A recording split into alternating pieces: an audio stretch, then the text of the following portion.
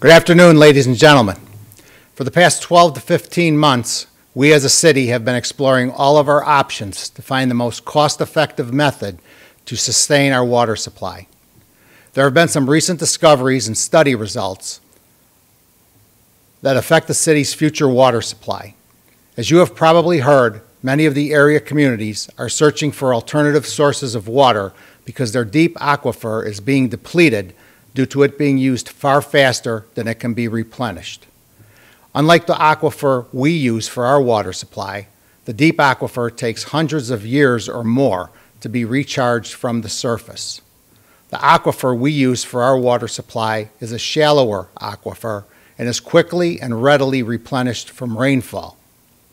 While that alleviates any concerns about having enough water available to treat and use in our homes, it creates other potential concerns. These include negative impacts to environmentally sensitive areas, and more importantly, the possibility of elevated levels of contaminants in water supply requiring additional treatment. Regarding the environmentally sensitive areas, we live next to an amazing wildlife area along the Des Plaines River and the I&M Canal. This area is home to some endangered plant and wildlife. These protected species are reliant on the same water which feeds our water supply aquifer. It is very difficult to obtain the permissions needed from regulatory agencies to construct new wells, and we will need as our water demands increase through community growth. It is projected that we need at least 3 additional wells before we reach full growth of the city, and we are currently having a difficult time finding a cost-effective location for 1 well, let alone 2 additional wells. Unfortunately, when the regional deep well communities bring Lake Michigan water to the area, this will give even more strength to regulatory agencies to deny additional wells. For several years, regulators have first asked if the city could switch sources as opposed to drilling new wells, and connecting to Lake Michigan has not been cost-effective due to its distance from our city. That will soon change. So there is a greater probability of denied access to shallow well aquifer in an attempt to protect the endangered species. More concerning is the potential for rising levels of contaminants in the water supply that would have to be removed through costly and complex treatment processes. Due to the aquifer's susceptibility to contamination from human activity, it is difficult to predict what future contamination may pose a threat. But today there are 2 concerning contaminants on the horizon. Chlorides are currently present in the aquifer, but well below regulatory levels requiring treatment. Chlorides are part of what is referred to as a secondary drinking water regulation contaminant.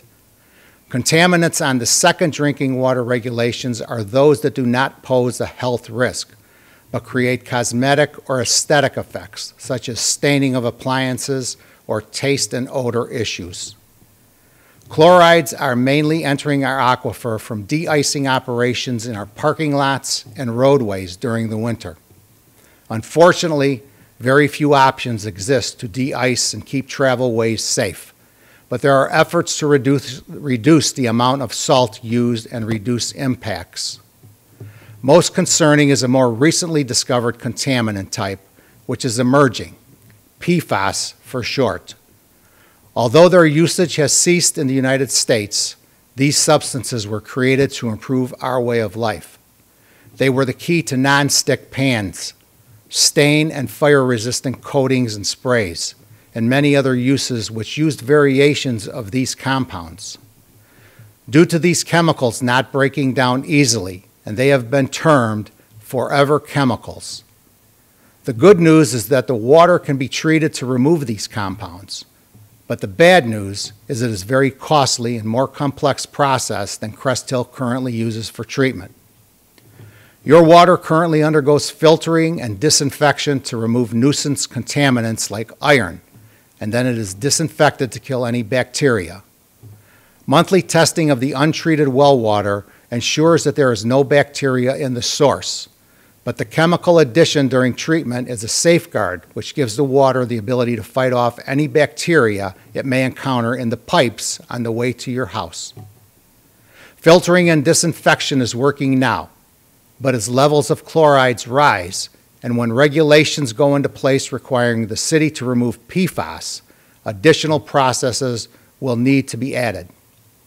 Because the city of Joliet and the other area communities need to act soon to get the infrastructure in place, there have been difficulties siting additional wells. And these new findings and concerns with elevated levels of contaminants requiring treatment to continue to provide you safe drinking water, the city commissioned a study of alternatives moving forward with our water supply. We have recently learned that the cost projections to add more wells and to treat the water for chlorides and PFAS will be higher than joining the Regional Water Commission, forming in this area. We are quickly moving in the direction to join the commission, but we want to hear from you and answer any questions you may have about this decision. We will be having public forums in your ward in the coming weeks. Please watch Facebook and the city website for announcements regarding the specific locations for these forums. So if you do have any questions, you may ask the experts those questions, and you can learn more about the choices facing the city in the coming months. At the end of this video, we will have the dates and locations of the 4 public forums that we plan on hosting. In conclusion, this will be the most important decision the City Council will have to make. We have been actively researching all of our options, and at this time, it appears that our most cost-effective option to sustain our water supply in the future is to join the Regional Water Commission to receive Lake Michigan water. This will come with extra expenses and costs that will result in higher utility bills for all of our residents.